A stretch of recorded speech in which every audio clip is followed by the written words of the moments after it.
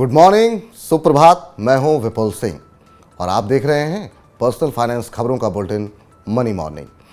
आप रोज सुबह होते हैं बिजी, इसलिए हम रोज लेकर आते हैं आपके लिए ज़रूरी खबरों का ये खास बुलेटिन। तो चलिए शुरू करते हैं आज का बुलेटिन। दूध की बढ़ती कीमतों के चलते दूध छोड़ने को मजबूर हुए कई लोग। हर 10 परिवारों में से 4 ने दूध की खपत घटाई। पिछले 1 साल के दौरान 12 रुपये प्रति लीटर महंगा हो चुका है दूध। हाल में अमूल ने 3 रुपये प्रति लीटर महंगा किया है अपना दूध। अधिक कीमत चुकाने के बाद भी मिलावटी दूध पीने को मजबूर हैं लोग। जांच में फेल हुआ अमूल और मदर डेयरी का दूध। बढ़ते हैं अगली खबर की ओर। उत्तर प्रदेश परिवहन निगम ने बढ़ाया बसों का किराया। बढ़ा हुआ किराया 7 फरवरी से हो चुका है लागू। सामान्य बस का किराया 25 पैसे प्रति किलोमीटर बढ़ा। एसी स्लीपर का किराया बढ़ाकर किया गया 2 रुपये 58 पैसे प्रति किलोमीटर। वॉल्वो और स्कैनिया बसों का भी बढ़ाया गया है किराया। इससे अब बस से सफ़र करना महंगा हो चुका है। इन सब के बीच में इधर बढ़ती गर्मी से घट सकता है गेहूं का उत्पादन। कई जगहों पर तापमान 30 डिग्री सेल्सियस के करीब पहुंचा। ज़्यादा तापमान से गेहूं की बालियां जल्द पक जाएंगी। कम तापमान गेहूं की फसल के लिए होता है अच्छा। पिछले साल भी गर्मी के कारण घटा था गेहूं का उत्पादन। कम उत्पादन के कारण सरकार की खरीद भी घटी थी। इन सब के बीच में रिजर्व बैंक ने एक बार फिर से रेपो दरों को 1/4% बढ़ाया है। मुख्य नीतिगत दर बढ़कर हो गई है अब 6.50%। रेपो दर बढ़ने से बैंकों का कर्ज होगा महंगा और मौजूदा ग्राहकों की बढ़ेगी ईएमआई। रेपो दर वो ब्याज दर है जिस पर बैंक अपनी ज़रूरतों को पूरा करने के लिए आरबीआई से कर्ज लेते हैं। नए वित्त वर्ष 2023-24 में घटेगी महंगाई। भारतीय रिजर्व बैंक ने इसके 5.3% रहने का जताया है अनुमान। मुख्य मुद्रास्फीति अब भी बनी हुई है ऊंची। मानसून सामान्य रहने पर उपभोक्ता मूल्य सूचकांक आधारित मुद्रास्फीति 2023-24 में रहेगी 5.3%। अगले वित्त वर्ष में देश की आर्थिक वृद्धि दर पड़ सकती है धीमी। वैश्विक संकट को देखते हुए आरबीआई ने जीडीपी वृद्धि का अनुमान घटाया है। वित्त वर्ष 2023-24 में आर्थिक वृद्धि दर रह सकती है 6.4%। 2022-23 में जीडीपी ग्रोथ की दर रहेगी 7% के आसपास। सिक्कों की नहीं होगी अब देश में कोई किल्लत। लगाई जाएंगी क्यूआर कोड आधारित कॉइन वेंडिंग मशीनें। आरबीआई 12 शहरों में शुरू करेगा पायलट प्रोजेक्ट। वेंडिंग मशीनें यूपीआई का उपयोग करके बैंक ग्राहकों के खाते से पैसे काटकर उपलब्ध कराएंगे सिक्के। इससे देश में सिक्कों की उपलब्धता बढ़ेगी। कर्ज पर जुर्माने को लेकर आरबीआई बनाएगा एक समान नीति। अब जुर्माने को लेकर बैंकों को फिलहाल है अलग अलग नीतियां।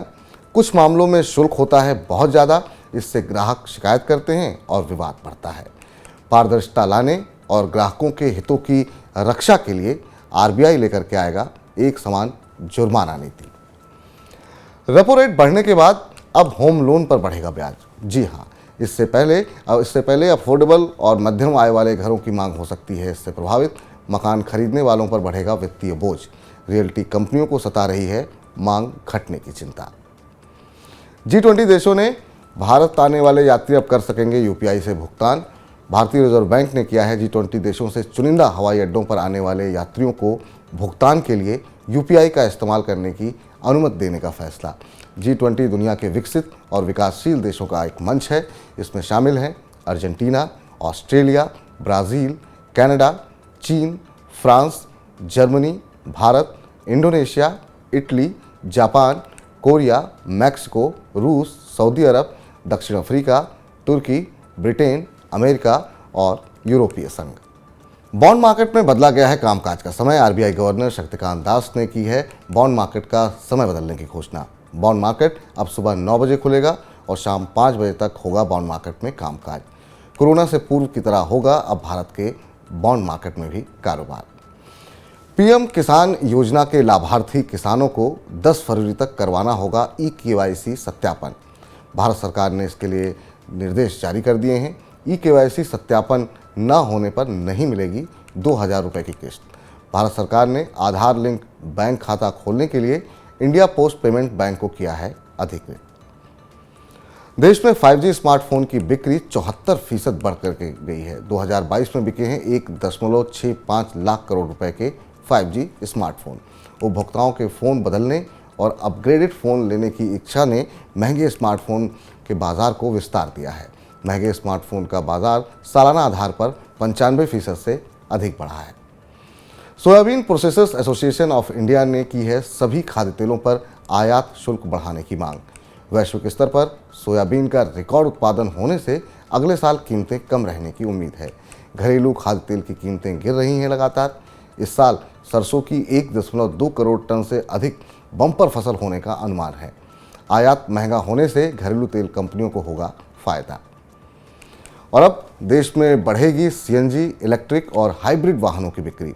अगले 5 सालों में कुल वाहनों में इनकी हिस्सेदारी बढ़कर होगी 30%। घरेलू यात्री वाहनों में पेट्रोल कार का बना रहेगा दबदबा। पिछले 2 सालों में इलेक्ट्रिक वाहनों की मांग तेजी से बढ़ी है। सरकारी प्रयासों, बढ़ती जागरूकता और नई पेशकश से मिल रहा है बिक्री को सहारा। तो ये थी आज की तमाम बड़ी खबरें, ज़रूरी खबरें, महत्वपूर्ण खबरें। लेकिन आज के कार्यक्रम को समाप्त करें उससे पहले आपको बता दें कि हर रोज़ हम आपसे दोपहर 2 बजे मिलते हैं और आपके तमाम जेब से जुड़े हुए जो मुद्दे हैं उनको सुलझाते हैं। और आज भी दोपहर 2 बजे आप भी अब हमारे साथ जुड़िए। 9311121874 पर आप जो है हमसे जुड़ सकते हैं, अपना सवाल भेज सकते हैं।